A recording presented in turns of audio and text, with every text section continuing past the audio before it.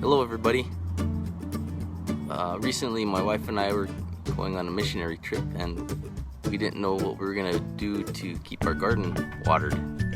We didn't want to just leave one of those timers that leave your hose on, and it kind of just does its thing. I didn't really want to do that because of the chance that something could happen with the water being on. Didn't want to flood.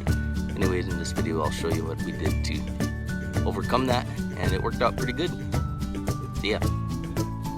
So to water your garden without a water hose and water being on all the time and risk of causing a flood in your backyard, first of all you're gonna need a bucket. That one's about 10 gallons. We were gone for about 8 days, and it watered for 15 minutes a day, and it only used about half of it. We've been back a couple of days now, so the water level's a little bit lower. You're gonna need the bucket. You're gonna need a pump. There's a pump down there. I got that at Harbor Freight for like 15 bucks. You're gonna need a timer, electric timer that you plug in the wall.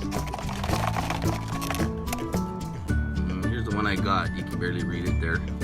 Got it from Harbor Freight for like $4.99, and I'll show you in a minute how that worked.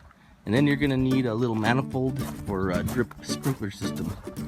There's the one I got. I got that one at Tractor Supply for like $2.99. It goes in from the hose from the pump, and it goes into four small tubes. And of course you're gonna need the poly tubing too. But each one, our squash was just about dead before we left, so it wasn't the lack of water that caused it to look like that. It's towards the end of the season. But we got a one going to each one of these. There's jalapeno plants. A little dripper going to each one of these. Like I said, they run for 15 minutes a piece. And I got here, and they were nice and wet around all the plants. And it's hot here in Las Cruces, New Mexico. So what you do, just plug I put this in here just to keep the water off of it. It's wet. Plug your pump into your timer into your wall. You set use the directions. Set the timer to the appropriate time according to what time it is, and then you use these little switches on here. When you turn one on, it activates it for that time for 15 minutes. It's in 24-hour format on there. $4.99 at Harbor Freight. There's a switch. You turn it on.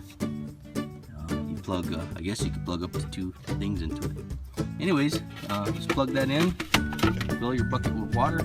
Plug your pump into it, and it'll water it. It'll water your garden.